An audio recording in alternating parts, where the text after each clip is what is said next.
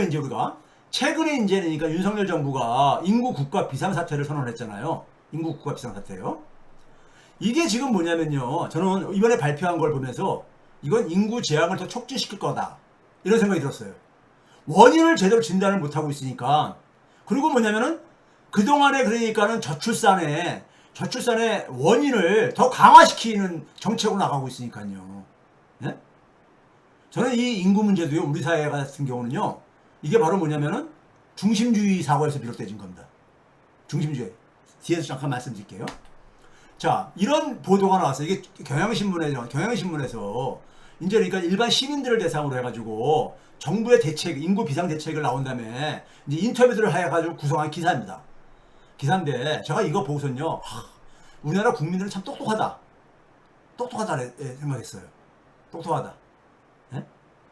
무슨 얘기냐면 여기 이제 한 분, 이혜원 씨라는 분, 30대 초에 이혜원 씨가 직장인인데 이런 얘기를 했어요. 저출산 대책을 딱 보니까는 이게 저출생 대책인지 부동산 대책인지 모르겠다. 아주 그냥 핵심을 찌른 거예요. 핵심을 찌른 거예요. 네? 핵심을 찌른 겁니다. 그러니까 국민들은 굉장히 똑똑하다니까요. 똑똑해요.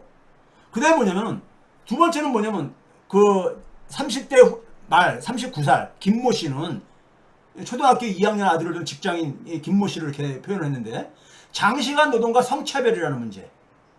네? 이걸 들었어요. 저 이거 인터뷰한 거 보고선요. 국민들이 경제적인 통계 수치를 알겠어요? 모름에도 불구하고 이게 정확하게 얘기를 하고 있더라고. 제가 볼 때는요. 제가 그동안 여러 번 얘기했잖아요. 그 다음에 이제 뭐라고 했냐면은 부모가 아이를 돌보는 분위기를 만들어줘야지 아이를 그러니까는 야자시키는 게 무슨 대책이냐. 네? 아이들을 그러니까는 그냥 아이들을 왜 낳았습니까요? 부모하고 그러니까 같이 그러니까 공유하는 시간을 갖지 못한다면은 아이들 왜 낳았어요? 출산을 왜 하고 그 가족이라는 게 무슨 의미가 있어요? 아이들을 그러니까 계속해서 경쟁적인 교육에다가 내던져 놓고 부모가 마음 편하게 일할 수 있어요? 예? 그러니까 야자시키는 게 무슨 대책이냐? 이것도 봐보세요. 예? 거기다가 외국인 노동자 값싸게 이용을 해가지고 이 야만 사회를 만들겠다는 거잖아요. 예? 예? 자, 이런 이제 저는 일반 시민들이 핵심을 다 정확하게 이해하고 있다고 봐요. 제가 얘기했죠.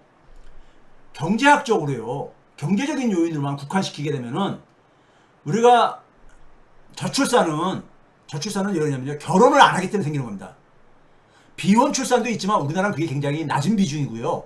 예? 일단 출산을 하려면은 결혼율이 떨어지지 말아야 되는 거잖아요. 예? 결혼율이요. 그러면 통계적으로 이건 나와 있다고요. 지난 그러니까 1991년부터 제가 그랬잖아요. 30년 넘는 기간 동안에 대해서 지난 혼인율하고 출산율의 상관성이 97%예요. 거의 100%에 가깝잖아요.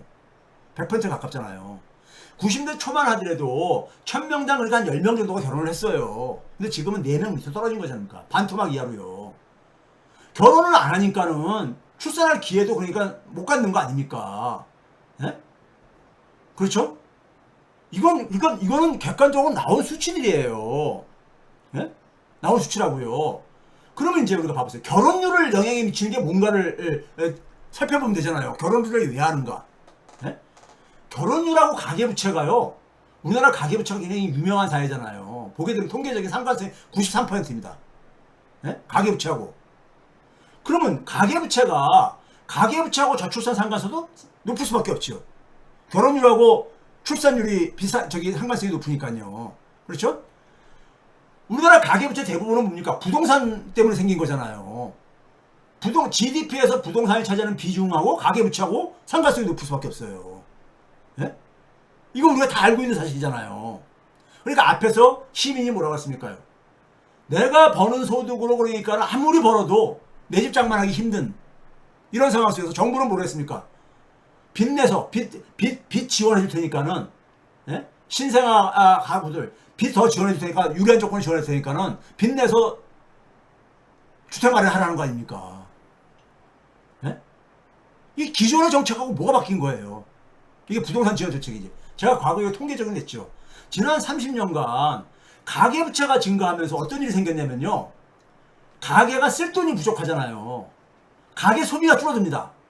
가계부채 10%포인트 증가할 때마다 가계소비가 2.4%포인트 떨어졌어요. 그럼 가계소비가 줄어들게 되면은 당장 누가 타격 봅니까? 자영업자들이 타격 보잖아요. 자영업자들이 타격 보잖아요. 임금 노동자 소득 대비 자영업자의 소득이 상대적인 소득이 3.6%포인트나 떨어져요. 네? 그러니까 소득 격차가 커지는 거죠. 가계부채가 커지면 커질수록 가계소비가 줄어드니까 사람들이 부채를 상환하느라고 소비할 여력이 없잖아요. 줄어들잖아. 그래서 자영업자가 타격을 보지요. 그러니까 소득 격차하고 우리나라의 소득 격차는 정규직 비정규직보다 더 심한 게 임금 노동자하고 자영업자의 소득이랬잖아요. 이것 간의 상관성이 굉장히 높다고 나오잖아요. 예? 그렇죠? 그 이유가 이렇게 통계적으로 우리가 이렇게 분석이 되게 되면 지난 30년간의 분석이 되게 되면 여기 이걸 가지고 정책을 만들어야 되는 거 아닙니까? 대책이 나와야 되는 거 아니냐고요. 그래서 가계부채하고 소득 격차를 보니까 상관성이 96%야.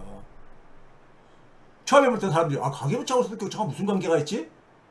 이게 잘 이렇게 중간을 지금 제가 설명했으니까 이제 이해가 되실 거예요.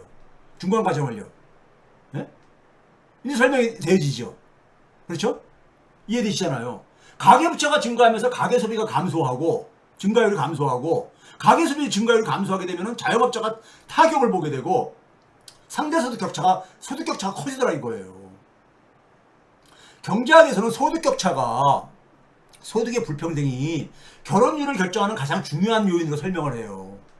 그래서 경제학에는 노동경제학에 결혼시장 탐색 모형이라는 개념까지 있습니다. 결혼시장 탐색 모형. 그것도 이제 시장 이론을 가지고 결혼을 이제 해석을 하는 거죠.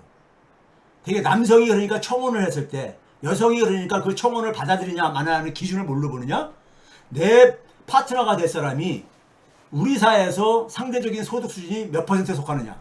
상위 10%냐? 하위 50%, 하위 그러니까 30%냐? 아니면 중위 소득자냐? 이거를 보고서 결정한다는 얘기죠. 즉 다른 사람하고 비교한다는 얘기죠. 다른 사람들하고 자기의 친구의 그러니까 자기 친구가 결혼한 친구가 그러니까는 배우자를 하고 비교한다든가 우리는 비교를 하기 가잖아요. 이거는 그러니까 우리나라에서 만든 이론이 아니라 서양에서 만든 이론인데도 그래요. 근데 우리나라는 제가 더 정확하게 설명이 되지죠. 예? 그러니까 이런 상황 속에서 이런 원인이 다 밝혀졌는데 대책은 이번에 뭐예요? 가계부채를 증가시키는 대책이잖아. 가계부채를 증가시키는 대책을 내보냈으니 시민들이 뭐라고 답변합니까요? 이게 무슨 저출생 대책이냐 부동산 대책이지 이렇게 얘기하는 게 정확하게 설명한 거죠. 그렇죠?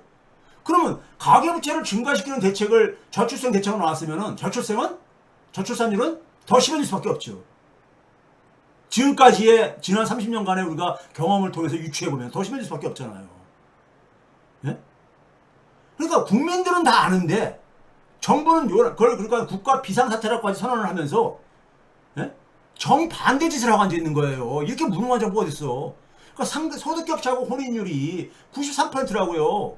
경제 이론에서 얘기하는 거하고 똑같은 결과가 통계적으로 입증이 되잖아요. 지난 30년간에 그랬는데요. 지난 10년간에는 97%나 됩니다. 왜 지난 10년이 왜 중요하냐면요. 출산율이 굉장히 급속하게 떨어지는 시기예요. 빠르게. 일본은 지난 10년 동안에 거의 정체합니다. 1.3명에서 최근에 1.3명이 무너졌다고 해가지고 막 저기 하는데 1.3명에서 거의 횡보를 하고 있는데 우리는 지금 한 1.2명 정도에 있다가 이게 지금 0.7까지 지금 위협을 받고 있는 거 아닙니까? 0.7도요. 굉장히 빠르게 우리는 지금 줄어들고 있는 거예요. 제가 볼 땐 대한민국에서는 이건 막을 수가 없어. 대한민국의 사회 경제적인 구조를 바꾸지 않으면요. 예? 아니 답은 나와 있는데 엉뚱한 짓을 계속 하고 있는 거야. 계속 저출산을 강화시키는 대책만 나오는 거야. 이거 있잖아요. 대기업들은 이것도 제가 아까 그랬죠. 중심주의의 함정에 빠져 있다고. 왜 그렇습니까? 저출산 문제를 딱 봤을 때 예를 들어서 기업들을 봐봅시다. 기업들도 이해관계가 다 틀려요. 중소기업들은 되게 보게 되면은 한국인 국내 노동자들 찾기 힘들다 그러죠. 왜? 기피 대상이잖아요. 기피 대상. 그렇죠? 근데 대기업들은 여전히 어떻습니까? 노동력 구하는데 어려움 없잖아요. 청년들이 대기업 가고 싶은데 일자리가 없어서 못 갈 뿐이지. 노동 공급은 그러니까 오히려 노동 공급이 수요보다 많은 상황이잖아요. 대기업은요. 그러니까 대기업은 그러니까 저출산 문제에 대해서 별로 그러니까 자기들은 그러니까는 과실만 따먹고 있는 거야. 자기들은 유리한 게임을 할 수 있는 집단이다 보니까 사회적으로는 굉장히 장기적으로는 엄청난 비용을 유발할 건데 이걸 외면하고 있는 거죠. 대기업들은 아쉬운 거 없죠. 예? 대기업 지금 뭐 그러니까 자기들 원하는 노동력 골라서 지금 채용할 수 있는 상황이니까요. 예? 중소기업 이런 데는 외국인 근로자를 사용을 해야 되는 이런 지경이고요. 그렇죠? 이미 오래됐잖아요. 그렇죠? 자, 이런 상황 속에서 우리 현실은 봐보세요. 상속세를 완화하겠대.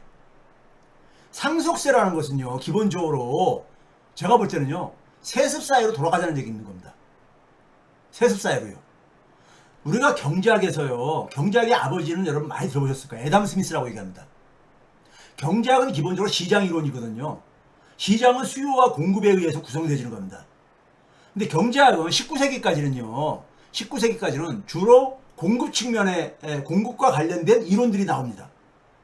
왜 그러냐면 19세기까지는 수요보다 생산력을 늘리는 게 주요한 가치였기 때문에 그 시대는요.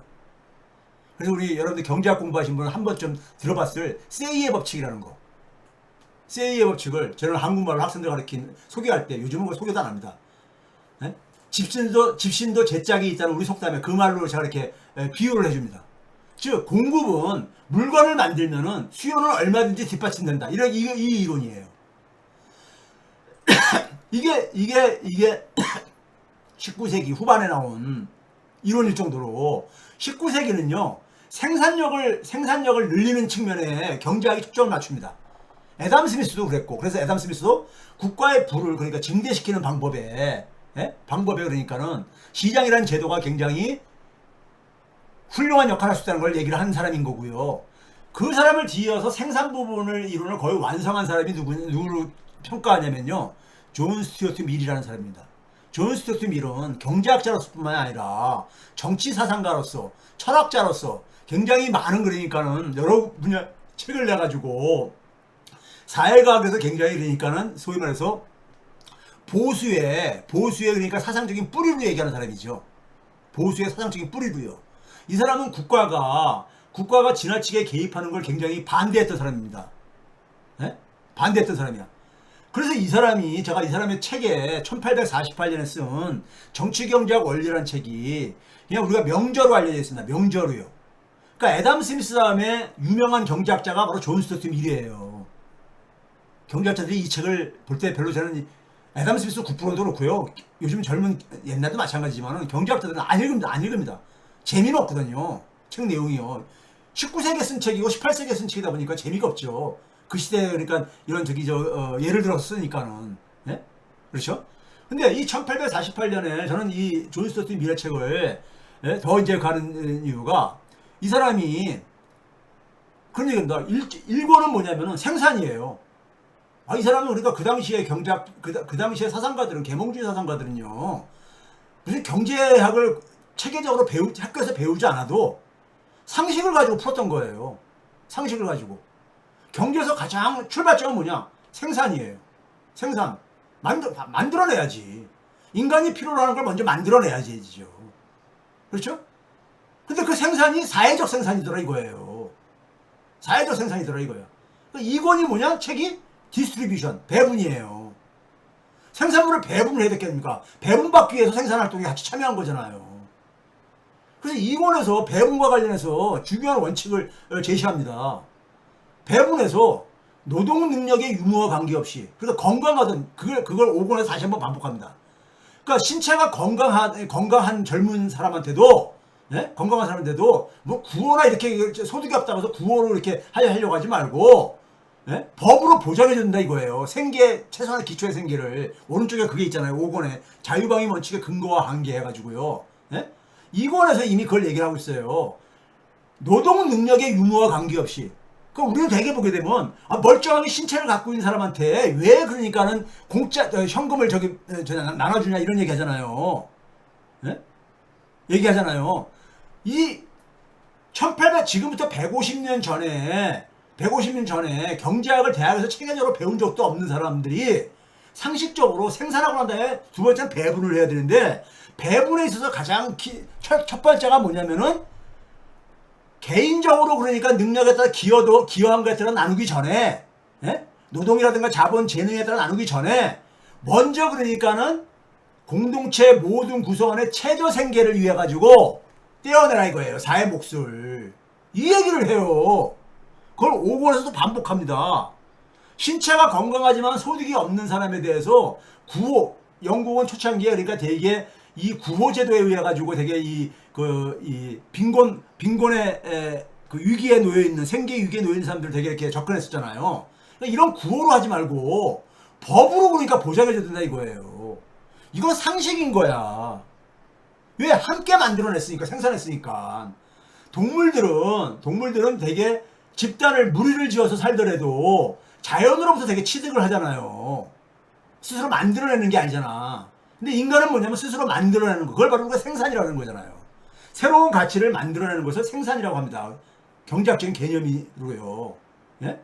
근데 그 생산을 함께 만들어낸다 이거예요. 함께 만들어냈으면은 최소한의 살 수 있을 만한 소득은 떼어줘야 된다 이거예요. 그러니까요, 이게. 예? 이거 상식이잖아요. 이게 무슨 경제 이론이 필요한 거예요. 이게 무슨 경제 이론이 필요한 거냐고요. 그 다음에 5권에 가서 조세에 대해서 구성하고 있는 게 5권에서 겁니다. 조세의 일반 원칙. 조세에 있어서 가장 기본적인 게 뭐냐 했을 때, 여러분들 그 얘기는 들어보실지 모르겠어요. 신자유주의의 그러니까 사상적인 뿌리를 가는 게 하이에크하고 그다음에 밀턴 프리드만을 얘기하거든요. 밀턴 프리드만에서 많이 인용되는, 소위 진보적인 경제학자들이 많이 인용하는 게 뭐냐면, 토지에 대한 세금이 가장 그러니까 우리가 좋은 세금이라는 얘기를 해요. 네? 토지에 대한 세금이. 네? 이런 얘기를 합니다. 그래서 이제 많이 인용되고 그러는데, 존 스튜어트 밀은요, 조세에 대해서 가장 그러니까는 가장 필요한 조세를 뭘 얘기하냐면요, 상속세를 얘기합니다. 유산세를 얘기를 해요. 그러니까 일정한 금액을 초과하는, 그러니까 최소한만을 자기 가족들한테, 자기가 축적한 부를 자기 가족들한테 물려주고 싶은 것은 인간적인 욕망이죠. 욕망이라 이거예요. 네? 근데 문제는 뭐냐면은 이거를 과도하게 물려주게 되게 되면은 어떻게 되냐? 금수저 흑수저 문제가 생긴다 이거예요. 네?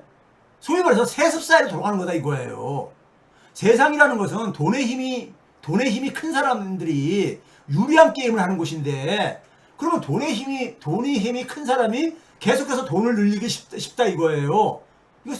이거 우리가 자본주의라는 게 자유주의, 정치적 자유의 원칙, 정치적 자유주의를 추구한 사회 아닙니까?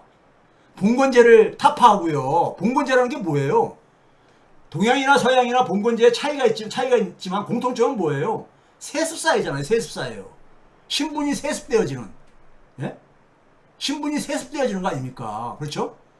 이 세습성을 근대사회하고 전통적인 사회하고 그 중요한 차이는 뭡니까?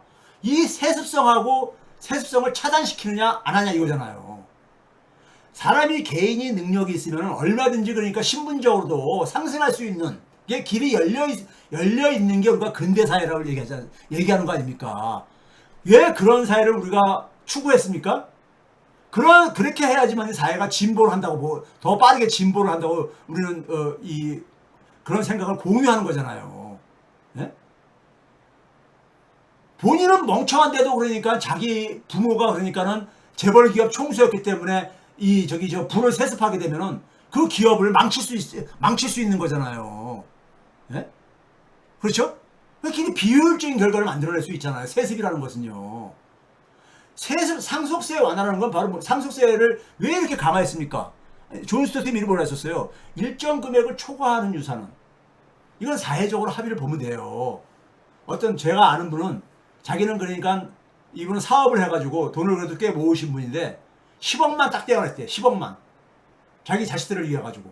그럼 나머지는 다 사회에다 기부하자. 이런 걸 주장하는 사람이에요. 예? 그러니까 되게 우리가 미국에서도 부를 많이 축적한 사람들 보게 되면은 그런 것을 많이 실행을 하고 그러잖아요.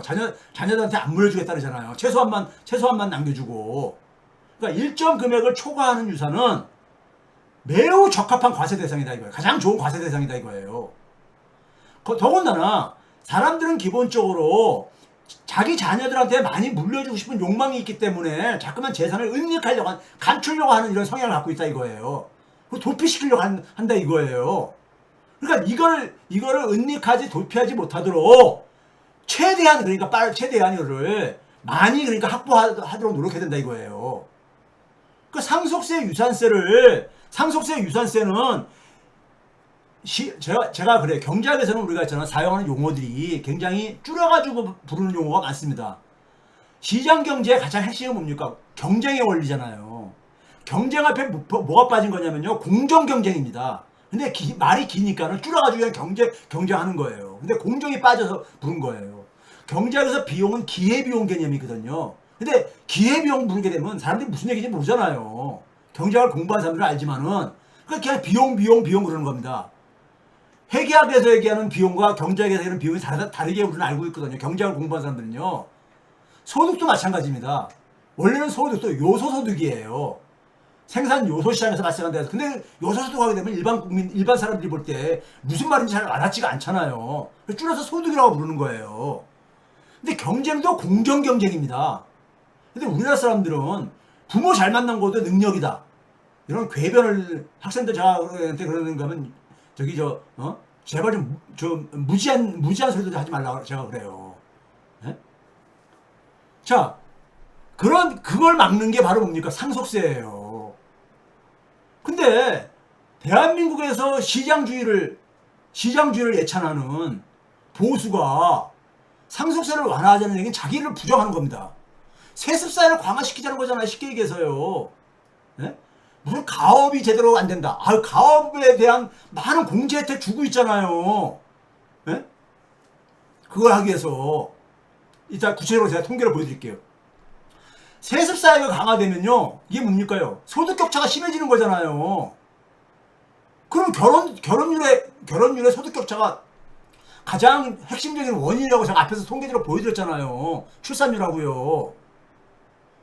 아니 인구 국가 비상사태라고 얘기하면서 결혼율을 올리는데 출산율을 끌어올리는데 방해가 되는 정책을 내놓고 앉아있으니 예?